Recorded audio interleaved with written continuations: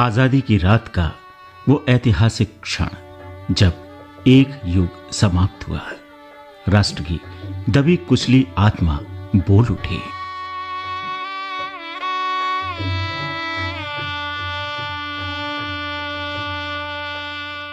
पंद्रह अगस्त 1947 को ऐतिहासिक लाल किले की प्राचीर पर पहली बार तिरंगा लहराया। Long years ago, we made a tryst with destiny, and now the time comes when we shall redeem our pledge, not only or in full measure, but very substantially. At the stroke of the midnight hour, when the world sleeps, India will awake to life and freedom. A moment comes which comes but rarely in history, when we step out from the old to the new, when an age ends and when the soul of a nation, long suppressed, finds utterance. It is fitting that at this solemn moment we take the pledge of dedication to the service of India and her people and to the still larger cause of humanity.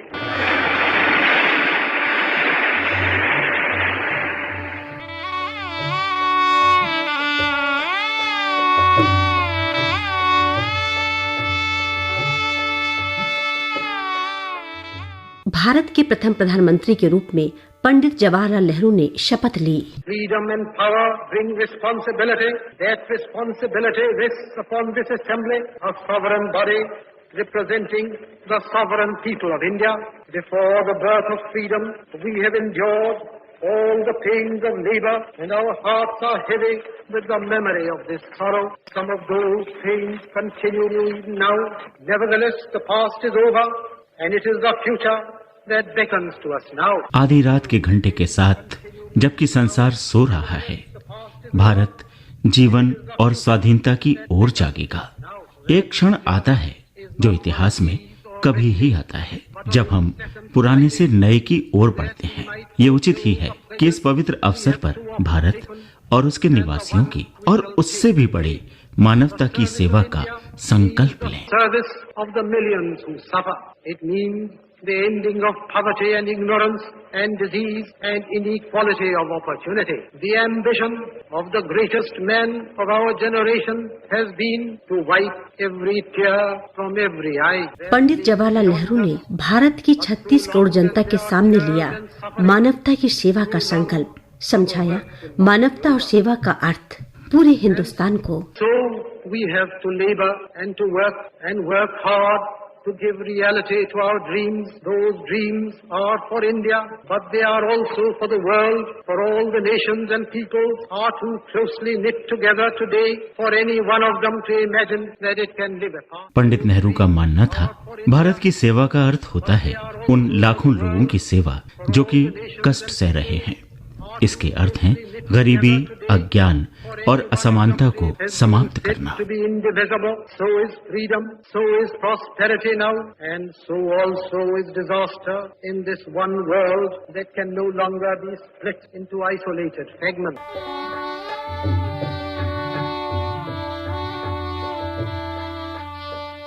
आजादी की रात वो रात थी जब नेहरू की जागती आंखों में तैरे थे न जाने कितने स्वप्न, और वही स्वप्न प्रतिबिंबित हो उठे थे प्रत्येक भारतीय मानस पटल पर। गहरा है अंधियारा दिया जलाना है, हमको तुमको सबको आगे आना है। गहरा है अंधियारा दिया जलाना है, हमको तुमको सबको आगे आना है। पंडित नेहरू मात्र एक राजनीतिज्ञ नहीं, अपितु बहुमुखी प्रतिभा संपन्न अनूठे चिंतक भी थे। मानवीय संवेदनाओं से भरपूर ये व्यक्तित्व भारत के ही नहीं बल्कि दुनिया के लोकप्रिय व्यक्तित्वों में शामिल था। भारत ने उन्हें देश के सर्वोच्च सम्मान भारत रत्न से अलंकृत किया तो विश्व ने उन्हें महान राजनीतिज्ञ और मानवतावादी माना। पंडित नेहरू ने भारतीय क्षितिज पर लंबे समय तक अपनी आभा फैलाई। उनके चिंतन की विशेषता थी वैज्ञानिक दृष्टिकोण।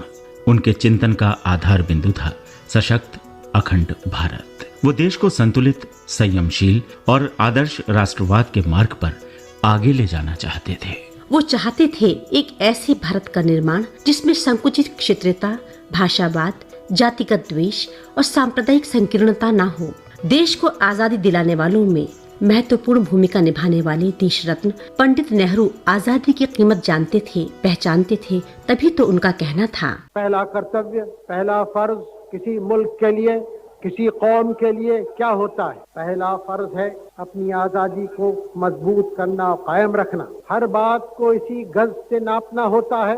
ये चीज हमारे मुल्क की आजादी को कायम रखती है, हमारे मुल्क की एकता को कायम रखती है, हमारे मुल्क की तरक्की करती है कि नहीं। अगर हम में से कोई इस बात को भूल जाएं और बातों को सामने रखें, अगर हम में से कोई अपने सूबे को सामने रखें, अपने प्रांत और प्रदेश को, मुल्क को भूलकर अगर हम कहीं इस संप्रदा में या दूसरी संप्रदा में जाएं, अगर हम अपनी जात को, कास्ट को आगे रखें मुल्क के, अगर हम अपनी भाषा को आगे रखें मुल्क के, तो हम तबाह हो जाएंगे और मुल्क तबाह हो। अपनी जगह पे सब बातें अच्छी हैं, हमारा शहर है, हमारा सूबा है, मोहल्ला है, मुबारक हो हमको, हमारा खानदान है, परिवार है, प्रेम है हमें उससे।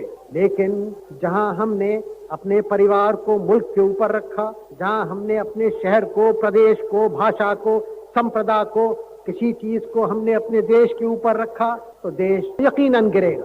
याद रखिए कि दुनिया में बहुत सारे ऐब होते हैं, बहुत सारी खराबियां होती हैं, लेकिन एक ऐब, एक खराबी, एक गुनाह, एक पाप, एक कमजोरी, जो कुछ उसे कहिए, सब में बड़ी जो है वो डर है। डर से ज्यादा बुरी चीज कोई नहीं, क्योंकि जितनी खराबियां दुनिया में है सब डर की औलाद है। एक दफे कौम में या इंसान में डर आ जाएगा तो फिर और सब खराबियां उसमें आ जाएंगी। वो झूठा होगा, मक्कारी करेगा, हर किस्म की बात करेगा, उसका सिर नीचा होगा, उठ नहीं सकता। अगर हम में से कोई इस बात को भूल जाएं कि उनका पहला धर्म और कर्तव्य क्या है, उन्होंने अपने मुल्क के साथ वफादारी नहीं की, धोखे से, गलती से, ये बात समझनी है। और आज के दिन हमें आपको सबों को समझनी है और इस बात का पक्का इरादा करना है कि हम ऐसी कमजोरियों को हटाएंगे अपने मुल्क से। ऐसे बढ़ो कि आंधी लोहा मान ले, ऐसे पढ़ो कि पुस्तक तुमसे ज्ञान ले, ऐसे बढ़ो कि आंधी लोहा मान ले, ऐसे पढ़ो कि पुस्तक तुमसे ज्ञान ले, सागर की गहराई मन में ढाल कर, ऐसे बढ़ो कि पर्वत भी पहचान ले, जहाँ नहीं आया परिवर्तन लाना है, हमको तुमको सबको आगे आना है। आधुनिक भारत के निर्माता की ये सोच कल्याणकारी राज्य की अवधारणा पर आधारित थी। देशवासियों में आपसी बंधुता बढ़े, सहयोग बढ़े, यही उनकी अभिलाषा थी। भारत में लोकतंत्र को सबल बनाने में उन्होंने महत्वपूर्ण योगदान दिया। पंडित नेहरू सभी को मानवीय प्रतिष्ठा और सम्मान दिलाने के लिए निरंतर प्रयास करते रहे। उन्होंने भारतीय जनमानस को राजनीतिक, सांस्कृतिक और आर्थिक ठहराव के दलदल से बाहर निकाला, भारत को विकास के प्रगतिशील मार्ग पर अग्रसर किया। लोकतंत्र और समाजवाद की भावना पर आधारित थी उनकी पंचवर्षीय योजना की सोच, जिसने भारत में विकास की आधारशिला रखी। हमारे सामने 50 तरह के काम है और आपने सुना पंचवर्षीय योजना वगैरह क्या है। बहुत सारी बातें जो देश को करनी है उसके सामने आती हैं, क्योंकि देश की तरक्की, देश की उन्नति जब तक चारों तरफ से न हो तो एक तरफ उन्नति हो भी दूसरी तरफ उसको खींच ले, पिछड़ जाता है। तो सब तरफ से हमें करनी है। खैर सब तरफ से जो कुछ करनी है वो तो है ही, लेकिन विशेषकर हमें यहाँ के गाँव में करनी है, क्योंकि करीब 75-80 आदमी देश के गांव में रहते हैं। तो कैसे की जाए, बहुत सारी चीजें काम शुरू हुए हैं। वो विकास योजनाएं, कम्युनिटी ब्लॉक वगैरह जो कि बहुत दूर दूर फैले और अच्छा काम किया, और फिर अच्छा काम तो अब भी बहुत हो रहा है उसमें, लेकिन फिर कुछ ढीले पड़ गए, कहीं अच्छा काम नहीं किया। लेकिन फिर भी जो विकास योजना का काम है, अगर सारे भारत को देखा जाए कि पिछले 7 वर्ष हुए उसको शुरू हुए को, 7 वर्ष 3 लाख गाँव में फैला, 3 लाख से ऊपर, बहुत बड़ी बात हुई। हाँ, जितनी हमारी उससे आशा थी उतना नहीं हुआ है, उसको हम चाहते हैं हो, लेकिन फिर भी एक बहुत बड़ा काम। पंडित जवाहरलाल नेहरू का मानव प्रतिष्ठा में अटूट विश्वास उनके लोकतंत्रीय होने के लिए उत्तरदायी था। वो जनता को प्रत्येक कार्य में भागीदार मानते थे। हमें तो जड़ से हमें एक बीमारी का इलाज कर, कई बीमारियों अपने देश बंधी हुई है। एक बीमारी गरीबी, दरिद्रता, दूसरी बीमारी लोग अपाहज हो जाए, लोग अपनी टांगों पर खड़े होकर हाथ पैर चलाने की कोशिश न करें, बैठे रहेंगे, कोई और उनकी सहायता करे, सरकार करेगी, अफसर करेगा, संस्था करेगी, वो करेगा, ये करेगा, सब बैठे देख रहे हैं क्या कोई करे साहब। कुछ लोग आंदोलन करें, कुछ करें, जितना वो ताकत आंदोलन में लगाते हैं उसकी आधी ताकत काम में लगाएं तो काम वही कर डालें। जो चीज देश के बढ़ने के लिए आवश्यक है वो अपने ऊपर भरोसा कर, दूसरों की तरफ अधिक नहीं देख। लक्ष्य के रास्ते की हर रुकावट को उन्होंने नीति पूर्वक हटाया, कभी दोस्ती का हाथ बढ़ाकर तो कभी प्रशासनिक प्रतिबद्धता से। वो चाहते थे अपने प्रयासों की परिणति आर्थिक लोकतंत्र की स्थापना से सभी को अवसरों की समानता देने की बात को सदैव करते रहे। वो हमेशा लोगों से कहते कि आपका लक्ष्य ये होना चाहिए कि वर्ग वर्ग के सब तरह के भेदभाव खत्म हो, अधिक समानता और समता युक्त जीवन बने। और दूसरे शब्दों में कहा जाए तो आर्थिक लोकतंत्र ही भारतवासियों का लक्ष्य होना चाहिए। हमें इस दृष्टि से सोचना है कि आखिर में चलकर हम अपने जीवन को प्रगतिशील जीवन के रूप में विकसित कर पाएं। पंडित नेहरू राष्ट्र की प्रगति के लिए विज्ञान को अति आवश्यक मानते थे। अज्ञानता और अशिक्षा के तम को हटाते हुए उन्होंने उद्योगों की स्थापना पर विशेष बल दिया। सोच वैज्ञानिक करने का परामर्श देते हुए अपनी संस्कृति और परंपराओं को बरकरार रखने की बात भी कही। अब आप देखो कि आप तरक्की करना चाहें कि उन्नति हो, तब जो आप करना चाहें, फर्ज करो आप स्कूल बनाना चाहते हैं, सब जगह आप स्कूल बनाने में, विद्यालय बनाने में पैसा खर्चा होता है। कहाँ से आए पैसा? कहीं न कहीं घूम के जनता ही से आता है, या तो घूम के आए टैक्स हो के उधर से सरकारी खजाने से, या सीधा आए। अब एक कठिनाई होती है, गरीब देश में लोगों के पास पैसा कम होता है, अमीर देश में अधिक होता है। कोई अमीर देश वाले आगे बढ़ना चाहें तो जल्दी बढ़ सकते हैं क्योंकि उनके पास बहुत पैसा है और उसको लगा सकते हैं नए कामों में। यानी ये बात आप समझें, जितना आप कमाते हैं उसमें से आप खर्चते हैं अपने लिए। अगर आपके पास कुछ नहीं बचे, सब आप खर्च दें, तब आप वहीं के वहीं रहते हैं। यानी आपने कोई नई बात नहीं की जिससे आपकी तरक्की हो। पंडित नेहरू मानते थे कि देश की तरक्की तभी संभव है जब ग्राम स्तर तक विकास योजनाओं की पहुंच हो। योजनाओं की शुरुआत ग्रास रूट लेवल से हो। पंचायती राज व्यवस्था पर उनकी गहन आस्था थी। अपने विचार अक्सर लोगों के सामने रखा करते। एक नया कानून बना है जिससे पंचायतों को बहुत अधिकार मिला। पैसा अधिकार जो कुछ निकलता है वहाँ उनको दे दिया गया, तुम खर्चो अपने लिए। ये बड़ी भारी कदम है, क्यों? असल में उस कदम से जनतंत्र आ जाता है उनके हाथ में, और उस कदम के उठाने में काफी खतरे हैं और भय है। मैं जानता हूँ पंचायतें रुपया जाया करेंगी, पंचायतें आप उसमें लड़ेंगी, सब बातें में, लेकिन फिर भी इसी तरह से वो जिम्मेदार बनाई जाएंगी, इसी तरह से सीखेंगी ठीक काम करना। काम करने से काम आता है, बैठ के शिकायतें करने से काम नहीं आता। ये सारे भारत में होता जाता है कि हम पंचायतों को और सहकारी संघ को अधिकार दें। बहुत कुछ मालगुजारी से पैसा आता है वो पंचायतों के पास चला जाएगा, सरकार के पास ऊपर भी नहीं जाएगा। बात जगह मद्रास में ये हुआ है, और उन्हीं के हाथ में फिर खर्चे होंगे। पढ़ाई का खर्चा उनके ऊपर आएगा, उस जिले में, गांव में, प्राथमिक स्कूल जो है, प्राइमरी स्कूल जो उसका। खैर, तो सारा ढंग ये है कि लोगों के हाथ में लोग खुद अपना प्रबंध करें। स्वराज के तो बहुत माने।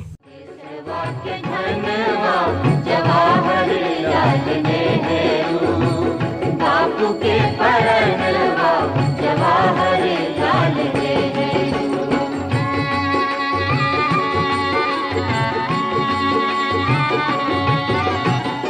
नेता बड़ा मनई तो छाटन में छाट बना। नेता बड़ा मनई तो छाटन में छाट बना। मजूरा किसनवा जवाहरलाल नेहरू। खेत खलिहानवा जवाहरलाल नेहरू।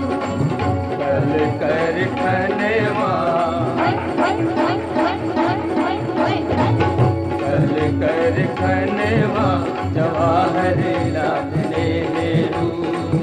भारत के मंदिरवा जवाहरलाल नेहरू। बदलती हुई परिस्थितियों से पंडित नेहरू ने निरंतर सामंजस्य बनाए रखा। वो जिंदगी में हमेशा बहती रहने वाली नदी के साथ चले।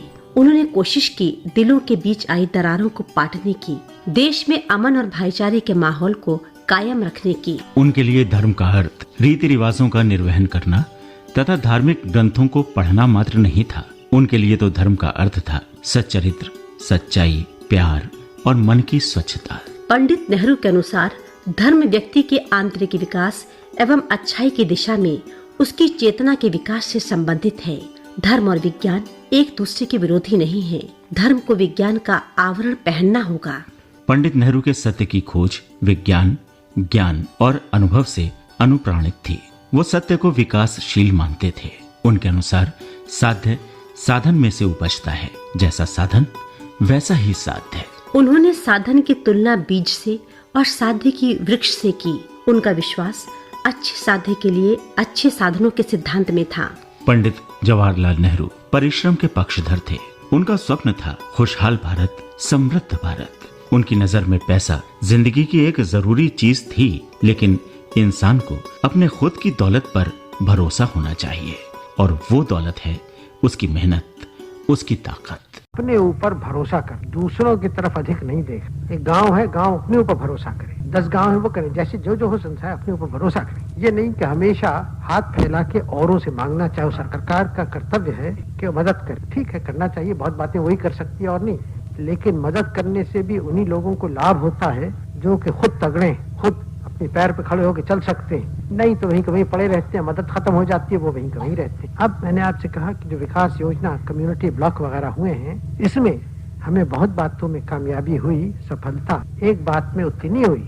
अब यही बात है कि लोग अफसर कहिए, ग्राम सेवक किए, वो जो कुछ थे उन्होंने काम किया, कहीं अच्छा कहीं नहीं अच्छा, लेकिन जितना हम चाहते थे इसका बोझा सारे काम का वहाँ के ग्राम निवासियों पे चला जाए, वो नहीं हुआ। नहीं, उनके तरफ से उत्साह जोश नहीं था कि हम करते, हम अपने गांव को यहाँ ले जाएंगे। होता जाता है और मैं समझता हूँ होगा, लेकिन बड़ी आवश्यक बात कि जिम्मेदारी अपने ऊपर ओढ़े। स्वतंत्रता और शक्ति जिम्मेदारी लाती है। मानवता के प्रतीक शांति के पुजारी पंडित नेहरू को अपने दायित्वों का प्रतिक्षण ध्यान रहा।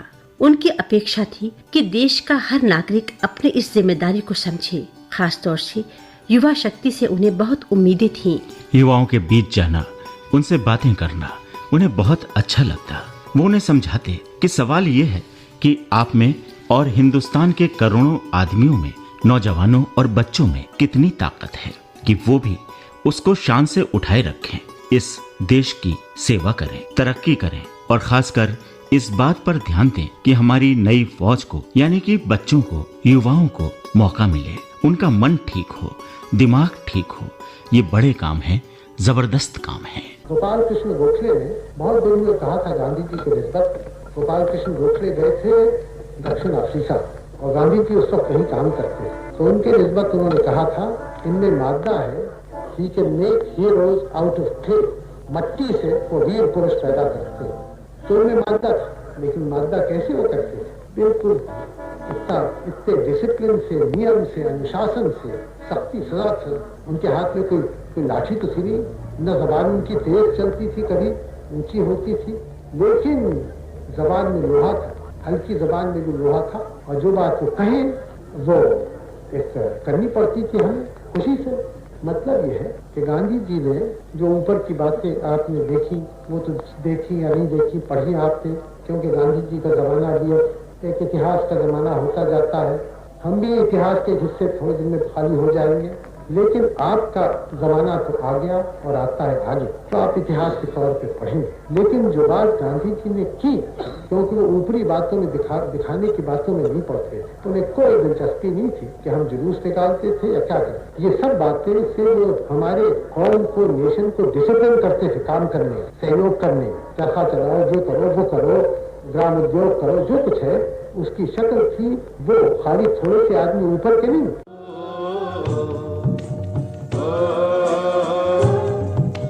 बनते सबके साथी नेहरू, चीटी नेहरू, हाथी नेहरू, गिर पर जा गिरवासी नेहरू, तो बन में बनवासी नेहरू, थे गृहस्थ सन्यासी नेहरू, उत्सुक और उदासी नेहरू, कर्म योग अभ्यासी नेहरू, सच्चे भारतवासी नेहरू। पंडित जवाहरलाल नेहरू ने विश्व को शांति, शांतिपूर्ण सहअस्तित्व और धर्मनिरपेक्षता के महत्वपूर्ण विचार दिए। उन्होंने उपनिवेशवाद, साम्राज्यवाद, रंगभेद सभी का खुलकर विरोध किया। उन्होंने अपने समस्त जीवन को विश्व के विभिन्न देशों के बीच मैत्री और सहयोग को सबल बनाने में लगाया। यही कारण था कि समूचा विश्व उन्हें मानवता का मित्र मानता था। उनकी प्रतिभा, प्रवृत्ति एवं चरित्र का सबसे महत्वपूर्ण पहलू उनका वैज्ञानिक मानवतावाद था। उनका ईश्वर तो मानवता थी और सामाजिक सेवा, धर्म, लोकतंत्र, समानता और व्यक्ति की प्रतिष्ठा के प्रति उनकी निष्ठा ने ही उन्हें अद्वितीय मानवतावादी दार्शनिक बना दिया। लोकतंत्र को शासन पद्धति के अतिरिक्त नेहरू जी जीवन पद्धति भी मानते थे, जिसमें प्रत्येक व्यक्ति स्वतंत्र चिंतन कर सके, अपनी क्षमताओं का अधिकतम विकास कर सके। लोकतंत्र की सफलता के लिए नेहरू जी की 5 अनिवार्यताएं थीं। जागरूक जनमत की पृष्ठभूमि, नागरिकों में उत्तरदायित्व की भावना, समुदाय का आत्म अनुशासन, दूसरों के विचारों के प्रति सहिष्णुता और समाज की भौतिक समृद्धि। नेहरू जी ने सन 1936 में एक लेख में अपनी भावनाएं अभिव्यक्त करते हुए लिखा था, विश्व और भारत की समस्याओं के समाधान की कुंजी समाजवाद में है। और जब मैं इस शब्द का प्रयोग करता हूँ तो वैज्ञानिक एवं आर्थिक अर्थ में। ये एक जीवन दर्शन है। सबके लिए अवसर की समानता हो, एक अच्छा जीवन जीने की संभावना हो। हमें असमानताओं के निवारण का कार्य करना है, किंतु ये भी स्मरण रखना है कि समाजवाद निर्धनता का विस्तार नहीं है। अनिवार्य बात यह है कि धन और उत्पादन यथेष्ट मात्रा में होने चाहिए। नेहरू जी अहिंसा के पक्षधर थे। जीवन और मानव समुदाय से उन्हें गहरा प्यार था और उसमें उन्हें सौंदर्य के दर्शन होते थे। इन्हीं सब कारणों से नेहरू शांति के पुजारी बने और देश विदेश में शांति दूत बनकर जाने लगे। उनकी योजना में कमजोरी और कायरता का कोई स्थान नहीं था। साथ ही अहिंसा के प्रति उनका कठोर रुख भी नहीं था। उनका मानना था, हिंसा बुरी चीज है, पर दास्ता इससे भी बुरी चीज है। उनके अनुसार हिंसा का मार्ग खतरनाक है। घृणा और हिंसा की भावनाएं हमको कमजोर बनाती हैं। जो हिंसा का मार्ग अपनाते हैं उनका लोकतंत्र में कोई विश्वास नहीं है।